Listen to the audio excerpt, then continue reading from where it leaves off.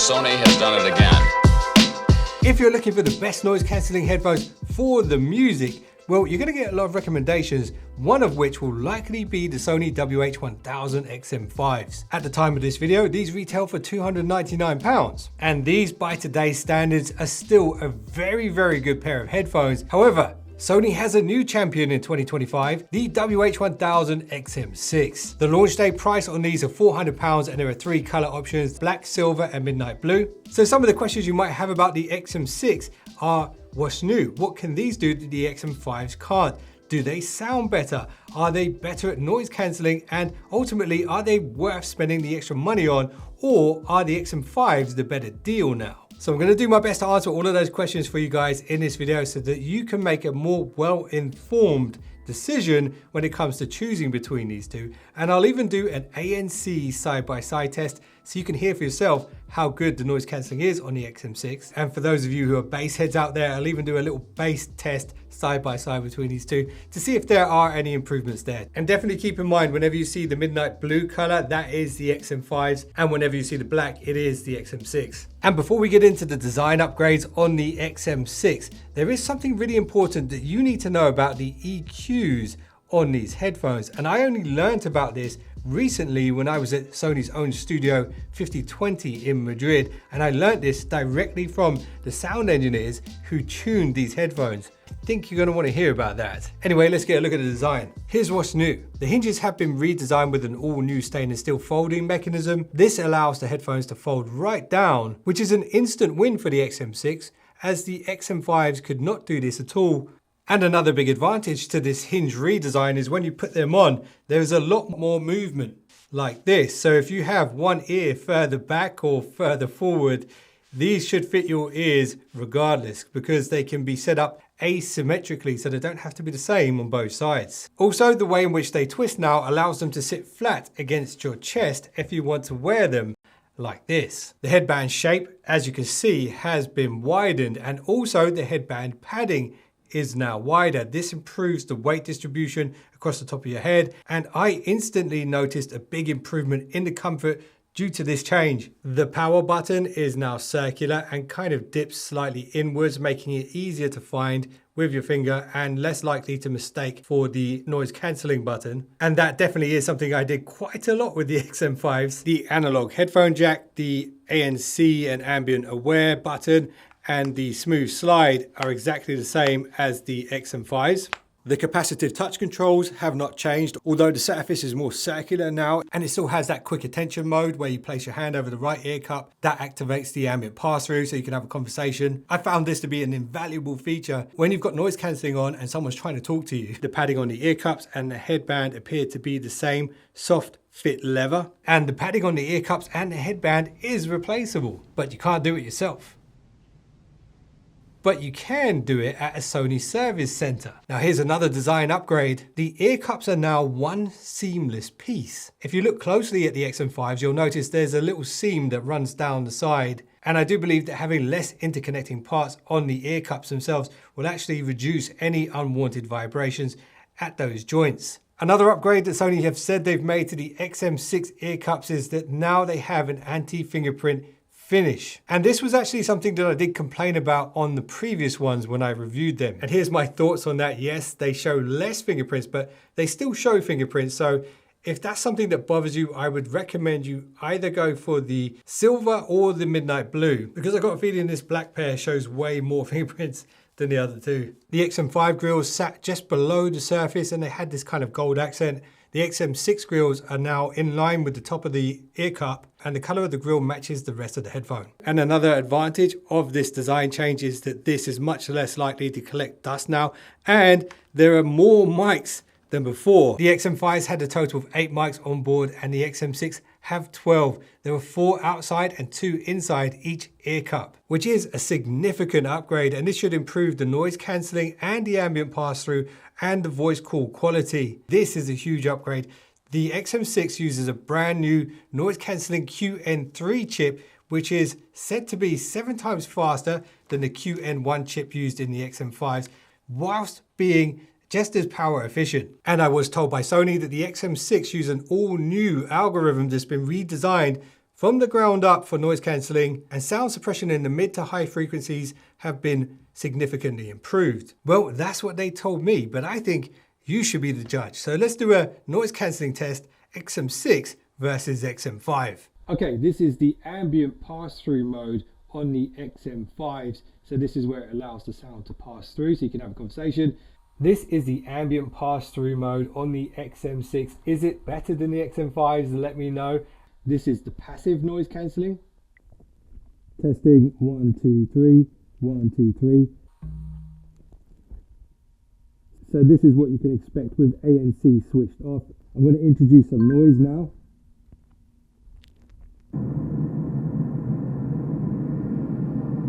And now I'm going to activate the noise cancelling.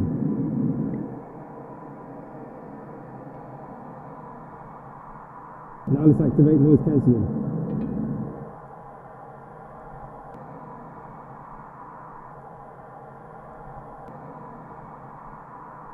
So this is the level of noise cancelling that you get from the XM6. Let me know if it's as good as the XM5s or better in the comments below. Okay, this is how the mics sound on the XM5s, and there are 4 on each ear cup. Now let's test this versus the XM6. Okay, this is the XM6 in a quiet environment. There are 12 total mics and 6 of them are AI-driven microphones for voice pickup. Does it sound better than the XM5s? Let me know. And something else you should know about these headphones, which is different from the XM5s, is you can use the noise cancelling button to mute the mic when on a phone call or on a conference call and things like that. So that's a really handy upgrade. Okay, this is how the XM5 might sound when there's loud road noise. Okay, this is the XM6 mics with road noise in the background. How does it handle? How does it compare versus the XM5s when it comes to cancelling out that noise? This is how the XM5 mics sound when there is wind and road noise. Testing 1, 2, 3. Testing 1, 2, 3. This is the XM6 with road noise and wind. Let me know if it's noticeably better than the XM5s or the same. Now, before we move on to the app upgrades and my opinions on the sound quality versus the XM5s, there is one more design difference which I need to show you, and I think a lot of XM5 owners will appreciate this one. The carry case has been completely redesigned. Instead of the XM5's origami zip case, the XM6 now has a magnetic buckle to open it, and the entire thing is a kind of rigid hard shell, but with a smaller footprint. However, I have noticed the XM5 case does squash down quite a bit thinner than the XM6 case, which was very handy for slotting into the back of airplane seats. But apart from that, I do believe this is an upgrade. Inside this new case, you do have a little pouch here that holds the USB-C cable and the 3.5mm headphone cable. And the difference here is that the XM5 actually had a magnetic door inside, which I actually quite liked. Anyway, now let's talk quickly about the battery life. So the battery life on the XM6 remains the same as the XM5's at 30 hours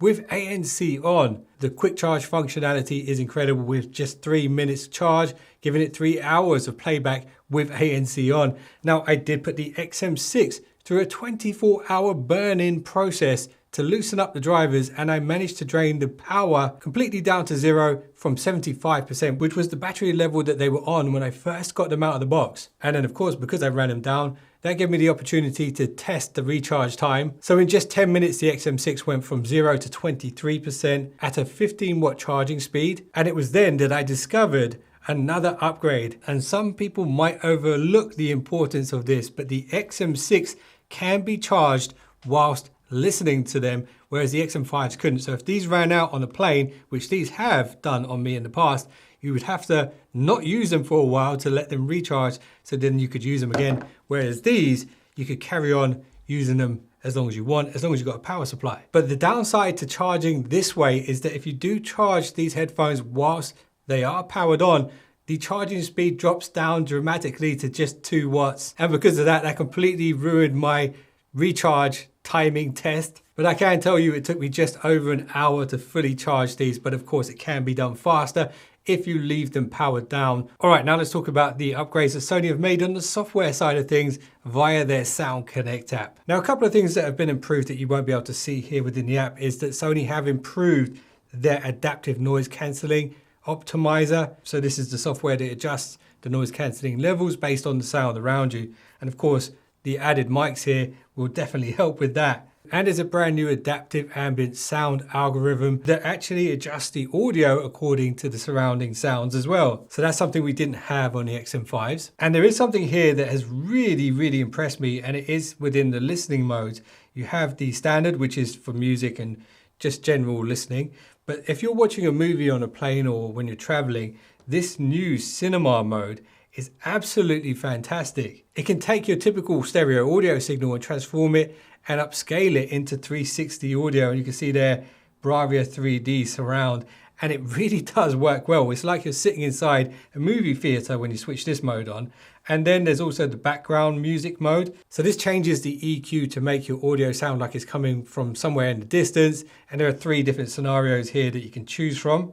And this next improvement is a big deal. So if you jump into the equalizer, you actually now have, if you go to custom, a 10-band equalizer. Previously on the XM5s, you only had a 5-band equalizer. And you still have the Find My Equalizer feature. So this goes through a sort of trial and error process where you pick your favorite sound, and at the end it creates a unique EQ based on which sounds you like the most. Spatial sound and head tracking is available here also. And this is brand new. There is a dedicated game EQ. I'm told that this has actually been worked on by the Sony InZone team. Of course, these are Sony headphones, and of course you do get LDAC, as well as Sony's DSEE Extreme Upscaler, the Speak to Chat feature as well, which has been improved, multi-point pairing, and Sony's own voice controls that allow you to switch tracks and change volume and perform basic functions using just voice commands. So that could be very handy for the gym. And now they also support Bluetooth LE, ultra wideband, and Auracast. Now, if you're not familiar with Auracast, put very simply, what you can do is create an Auracast broadcast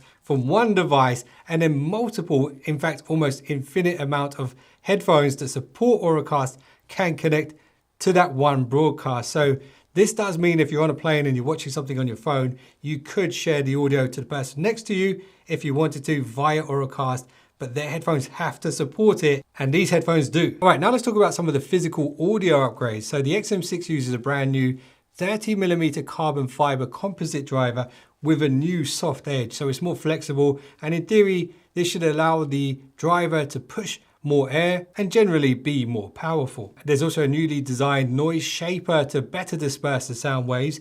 The circuitry has been optimized, and Sony has thrown in some Walkman tech in the form of a low phase crystal oscillator and gold solder. Now this all sounds good, right? But do they sound better than the XM5s? That is the question. Here's a little audio sample, and then I'll give you my thoughts on the sound quality.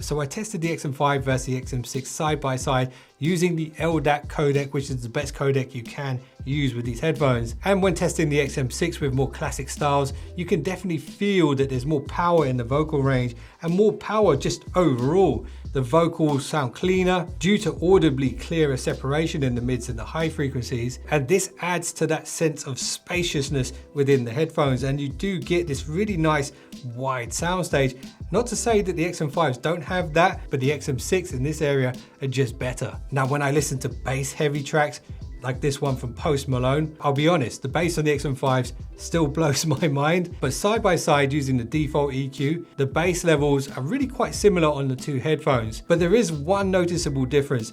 The bass seems to be more controlled on the XM6 and doesn't bleed into the mid-range quite as much. So you get this really nice deep bass, but all those details in the mid-frequencies still stay crystal clear. And then I did test them with some Rage Against the Machine. And yes, the XM5s sound good.